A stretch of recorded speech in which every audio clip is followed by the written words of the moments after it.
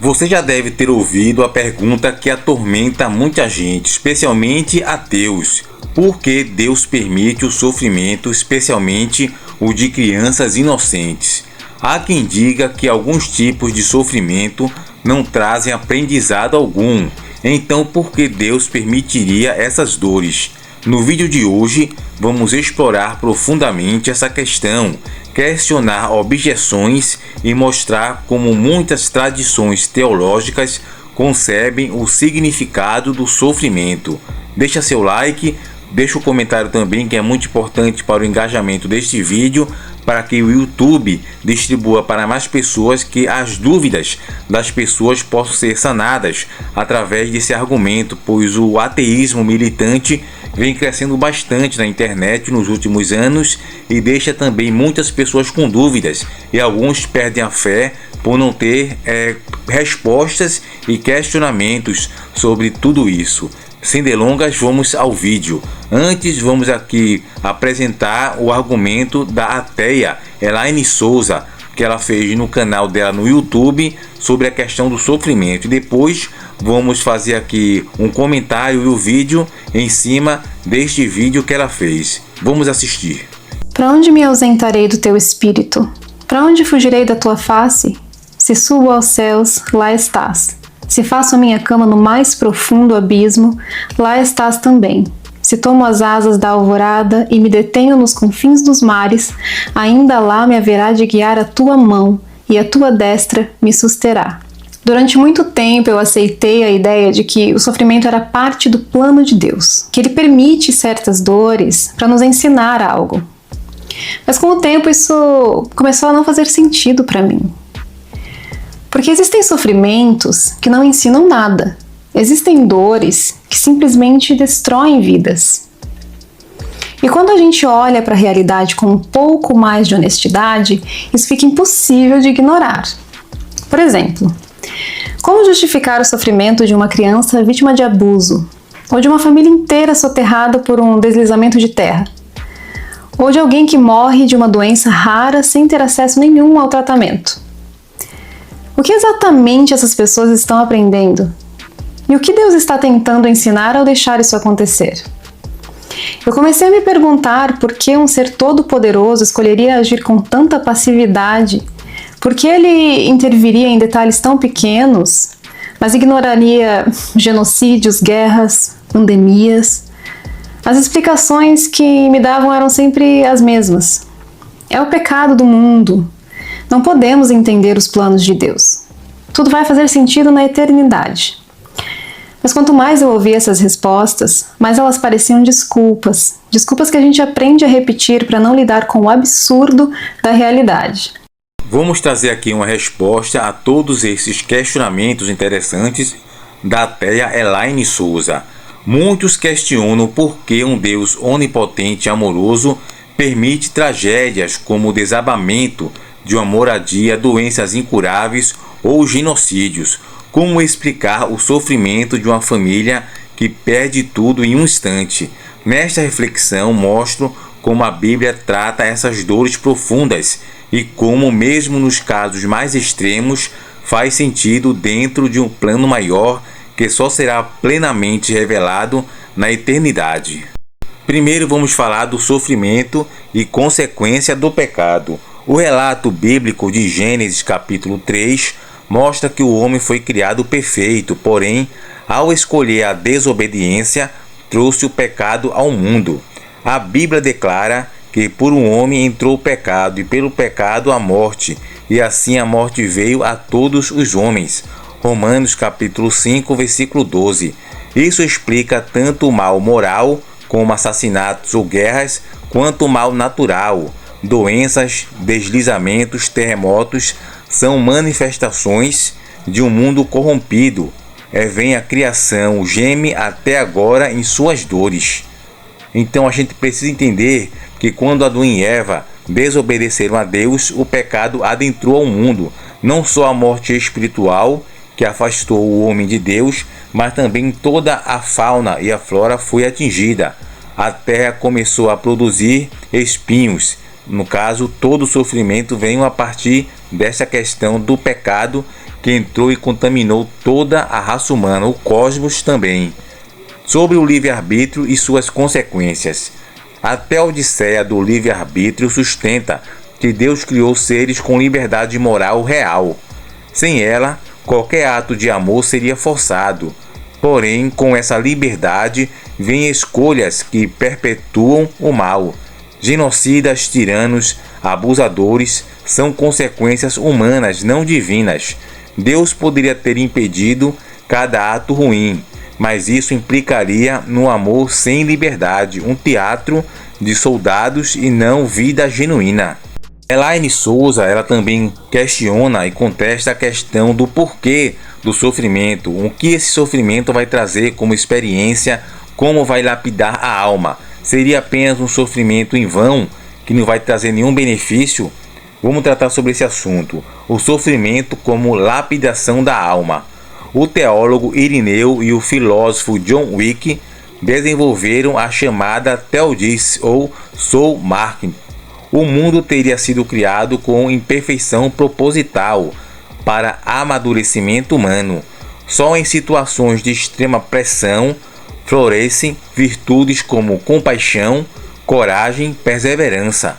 Sem desafios reais, não haveria crescimento moral nem espiritual autêntico. Contudo, reconhece que nem todos os sofrimentos resultam em lições ou virtudes. Vamos falar um pouco sobre há pressões que simplesmente destroem vidas. Vamos citar agora alguns exemplos bíblicos no Novo Testamento com propósito. Primeiro, o caso de Jó. Um homem justo sofre perdas injustas. Deus não revela o porquê, mas mostra que sua sabedoria exerce a nossa. A maior lição é admitir nossa limitação diante de um mistério maior. José é vendido como escravo, acusado injustamente, preso por anos. Porém, ele mesmo reconhece: vocês intentaram o mal contra mim, mas Deus o tornou em bem, para preservar vida. Gênesis capítulo 50, versículo 20. Paulo enfrentou um espinho na carne que clamava por alívio e ouviu: minha graça te basta, o poder se aperfeiçoa na fraqueza. 2 Coríntios capítulo 12, versículo 9. Isso revela um propósito divino. Vulnerabilidade humana evidencia suficiência divina. E em relação sobre o sofrimento produzir frutos espirituais, a Bíblia afirma que a aprovação produz perseverança, a perseverança caráter e o caráter esperança. Porém, em Romanos capítulo 5, versículo 3 e 4, e também reforça que enfrentar dificuldades com alegria leva à maturidade espiritual. O verdadeiro sentido dessas aflições só será plenamente conhecido na eternidade. Hoje, vemos apenas fragmentos.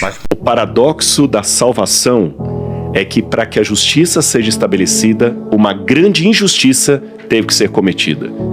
Cristo, o Cordeiro inocente de Deus, teve que dar a sua vida para resgatar a humanidade. Não foi Cristo que pecou, não foi Cristo que comeu o fruto proibido, não foi ele que blasfemou contra o Pai, não foi ele que matou 6 milhões de judeus no Holocausto, não foi Cristo que violentou aquela criança, não foi Cristo que assaltou o banco, não foi Cristo que roubou o dinheiro da Previdência, não foi Cristo que fez aquilo, não foi Cristo que torturou ninguém. Mas ele, na cruz do Calvário, foi punido. O livro de Isaías 53 fala: o castigo que nos traz a paz estava sobre ele, e pelos seus machucados é que nós somos sarados. E Isaías mesmo viu que era uma coisa tão estranha que Deus estava mostrando para ele, alguém inocente morrer no lugar de uma humanidade toda condenada, que Isaías começa o texto falando o seguinte: quem creu em nossa pregação? Quem creu? Então, através de Jó, Deus está mostrando isso. Filhos, enquanto o mal perdurar nesse mundo, a injustiça também vai perdurar.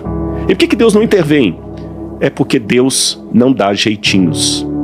Você está entendendo? Deus não dá jeitinhos. Deus segue conforme os protocolos. Ele não dá jeitinhos. Outro ponto, a redenção e esperança no plano eterno. O cristianismo promete que Deus enxugará toda lágrima, e já não haverá morte, nem pranto, nem lamentação. Apocalipse capítulo 21, versículo 4. O sofrimento é passageiro. As aflições leves e momentâneas produzem para nós um peso eterno de glória. Isso nos lembra que esse mundo é temporário. Tudo será restaurado no fim dos tempos.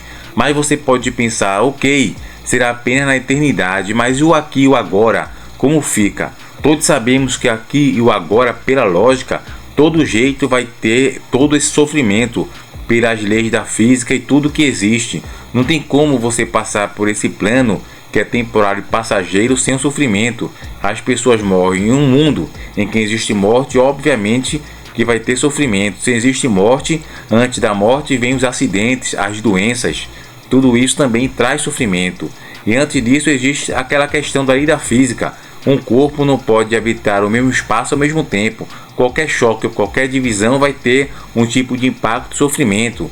Tem a questão econômica do dinheiro, das finanças. As pessoas vão ter mais, outras vão ter menos para poder comprar alimento, comida, tratar de doenças, pagar as dívidas. Tudo isso vai trazer aperreio, aflição, ansiedade, angústia, depressão, e tudo isso vai ter como consequências doenças psicossomáticas. Então sempre vai ter sofrimento, acidentes. Tudo isso é inevitável neste mundo, infelizmente, porque é um mundo que a morte adentrou.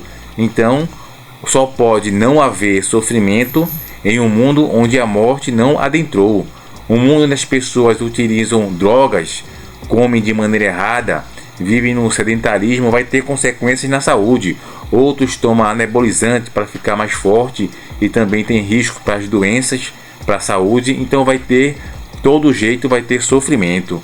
E em questão sobre o genocídio, guerra e pandemia.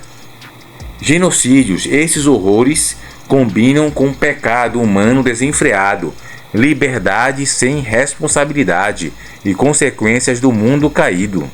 Deus permite a existência de estruturas naturais e seres livres que inclui a possibilidade de tais tragédias, mas Ele também age através de Jesus, Deus que sofre conosco e se compromete a corrigir todos os erros na consumação dos séculos.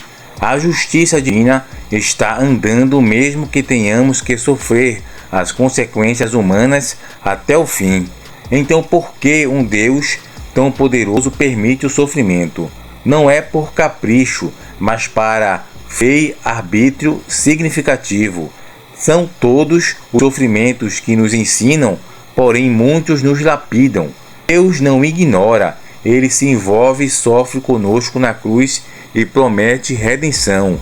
Há um propósito transcendental, muitas vezes escondido, porém confiável, como Jó.